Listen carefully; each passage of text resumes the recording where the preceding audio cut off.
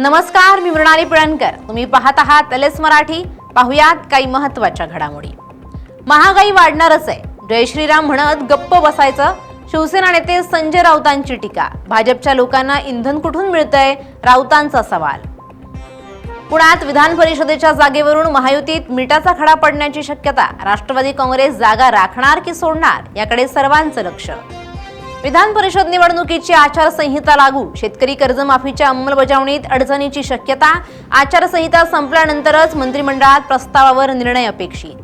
प्रशांत किशोर अजित पवारांच्या राष्ट्रवादीचे रणनीतिकार. सुनेत्रा पवार आणि प्रशांत किशोर यांच्यात बैठक. येत्या 2 दिवसात कायदेशीर बाबी पूर्ण करून अधिकृत घोषणा करणार. पंतप्रधानांच्या आवाहनानंतर मुंबईच्या महापौर रितू तावडेंचा बसनं प्रवास. बस बंद पडल्यानं कार्यकर्त्यांनी अधिकाऱ्यांवर गाडी ढकलण्याची वेळ. पुण्यातील पब संस्कृती पुन्हा चर्चेत. अभिनेत्री शिल्पा शेट्टींच्या बॅस्टियन पबमधील अश्लील व्हिडिओ व्हायरल. शहरातील पब संस्कृती नियमांचं उल्लंघन आणि पोलिसांच्या देखरेखीवर प्रश्नचिन्ह.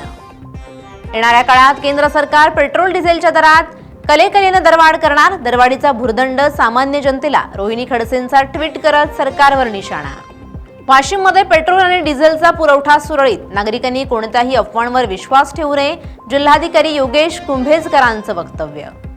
सांगलीतील वसंतदादा कारखान्याजवळ खून. 69 वर्षीय वृद्धाचा अज्ञाताकडून खून. खुनाचं कारण मात्र स्पष्ट. खुनानंतर अज्ञातानं काढला पळ. बीडच्या अंबाजोगाईत धक्कादायक घटना. स्वराती वैद्यकीय महाविद्यालयाचे भूलतज्ञ विभाग प्रमुख डॉक्टर अभिमन्यू तटकर यांचा तलावात बुडून दुर्दैवी मृत्यू. मृत्यूचं कारण स्पष्ट. या होत्या आताच्या घडीच्या काही महत्त्वाच्या बातम्या. अशाच महत्त्वाच्या बातम्यांसाठी पाहत रहा एलएस मराठी.